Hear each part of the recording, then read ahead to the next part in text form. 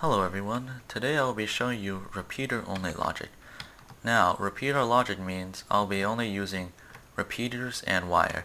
So there'll be no torches, pistons, comparators, or any of that other stuff. Repeater-only logic is a little bit different than regular logic.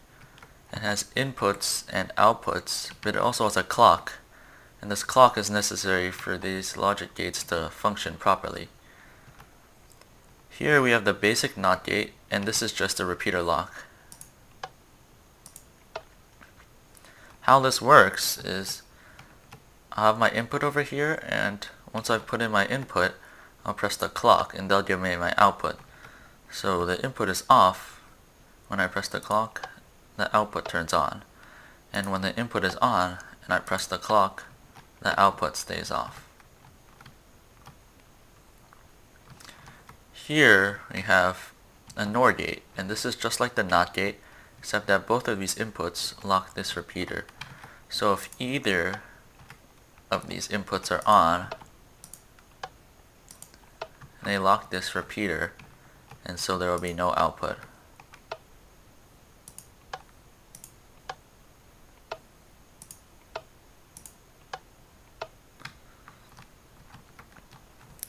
Over here I have an AND gate, and this is a little bit more complicated.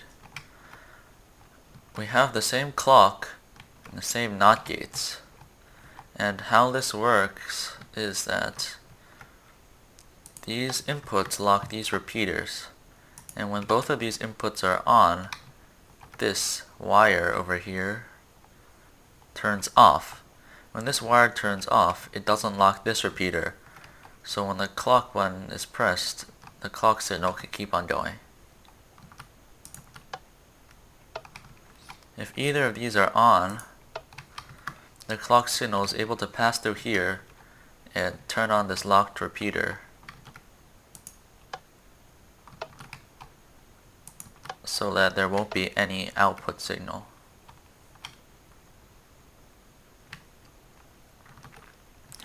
Over here I have a Xor Gate, and this is a little bit more complicated.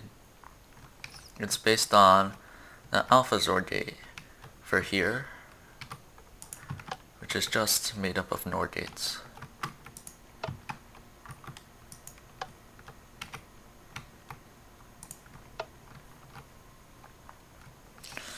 So in the front I have this NOR gate, which is similar to this block and torch over here.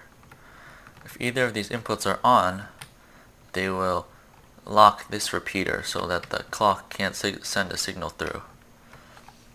And this central bit is kind of like here, where if both of these inputs are off, then the clock will send a signal here, and the clock will send a signal to these two blocks with torches on them.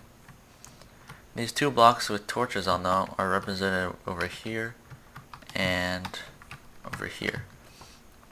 So if both of these inputs are off, then this clock will turn on and will lock both of these repeaters so that no output can come out. If either one of these are on, you can see that these two blocks with torches on them are off. This one on the opposite side turns on. So if this input is on, then when there will be a clock, the clock signal will not go through here. The clock signal will be able to travel through this repeater and this repeater, and since this input is not on, it's not locking this repeater, so the signal will go through. If both of these inputs are on, both of these sides will turn off.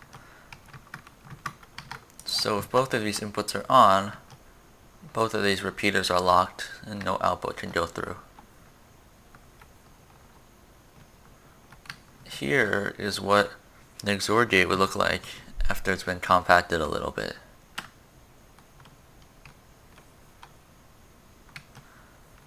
That's it for now. Next episode, I will show you some more advanced things you can do with only repeater logic.